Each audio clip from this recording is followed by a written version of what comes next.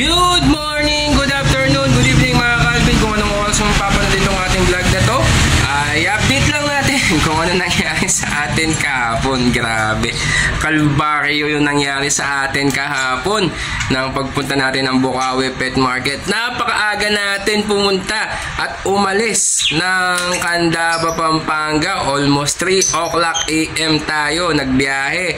Magdating natin sa Baliwag, Bulacan. Ayun, biglang tumirek ang ating tricycle mga Calvin. Kaya ito, isi-share ko lang po sa inyo yung moment na nangyari sa atin kahapon. Grabe, akala ko hindi ko na madala yung mga ibon at mga cages na order sa atin. Kaya talagang hindi ko alam anong gagawin ko kahapon dahil sobrang aga at madaling araw. Hindi ko alam kung merong naggagawa ng ating tricycle. Kaya ito, isi-share natin at ipapakita ko sa inyo kung ano nangyari sa atin kahapon mga Calvin. Kaya bago ang lahat, ipapasok lang natin ang ating intro.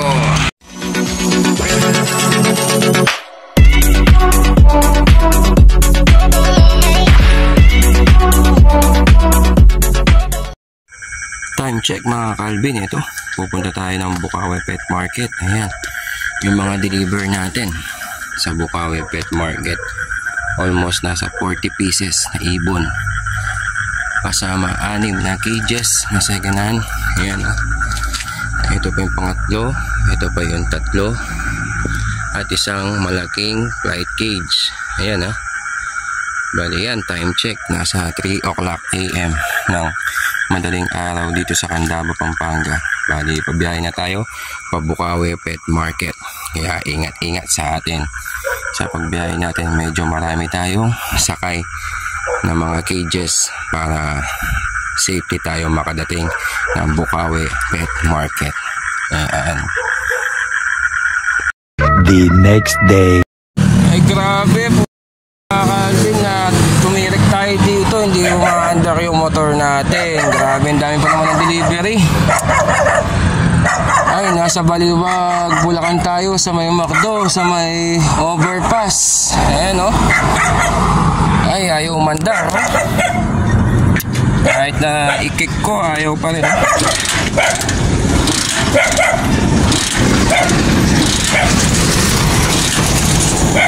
Ay, na pa ako dito, almost 35 minutes na ako dito. Wala, ayaw.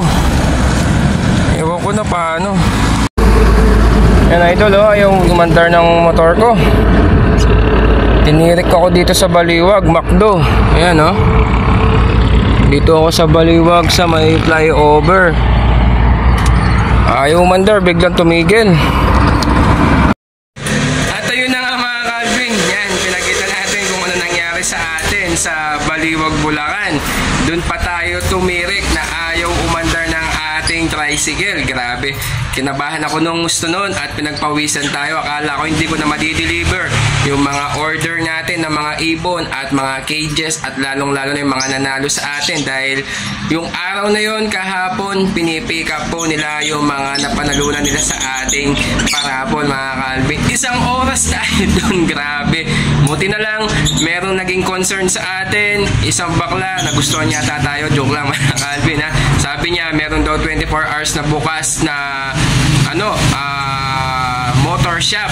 Kaya ginawa ko, pinahila po natin itong tricycle natin sa isang tricycle driver ng Baliwag Tricycle. Shoutout sa iyo, idol. Maraming salamat sa pagtulong. At dun sa bakla na nag-concern sa atin na meron daw 24 hours na bukas na motor shop, at least napapunta natin doon, yun, inayos yung spark plug natin.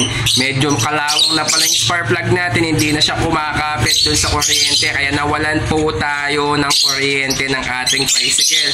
Kaya yun, nung time na yun, ginawa niya ay liniya po niya ng yung nating spark plug natin. Tapos yun, naging okay na siya, kaso wala pa rin siyang kuryente, hindi pa rin may start yung starter natin. Buti na lang, isang click lang na kinik natin ay okay na po siya at sinadsad na po tayong makauwi ng Pampanga. Ginawa natin pag-uwi natin ng Pampanga, syempre natulog muna tayo, at ginawa natin ay after natin nakatulog ay pinagawa po natin ang ating tricycle mga Calvin. Pinaayos ko na lahat, pinapalit ko na ng bago yung spark plug natin, at pati yung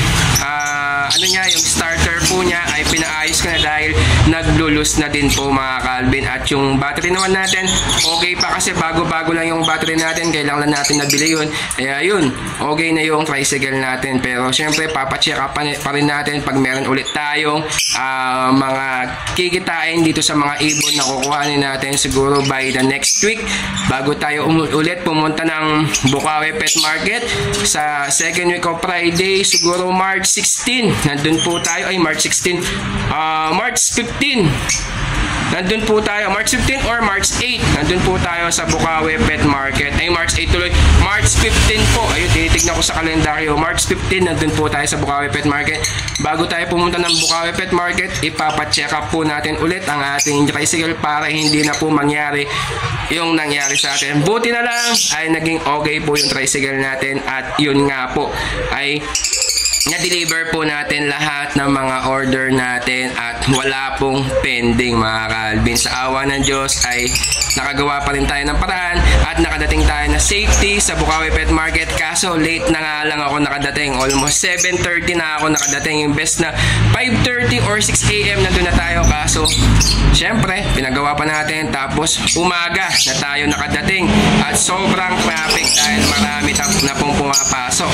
Kaya at least yung mga naghintay sa atin ay napaalalahanan po natin na nasiraan po tayo at naghintay po sila ng maayos. Maraming salamat sa mga customer natin at sa mga subscriber natin na talagang pinagpasensyahan ako sa nangyari sa ating kahapon. Kaya maraming salamat sa inyo. At least na-deliver natin at nabigay po rin natin ng maayos yung mga order po ninyo kahit tinirik tayo ng ating tricycle mga Calvin. Kaya maraming salamat. Kung bago ka pa lang sa ating channel, huwag mo kalimutan mag-like at mag-subscribe at i-click mo yung notification bell button natin para lagi kang updated sa ating YouTube channel mga Calvin. Thank you!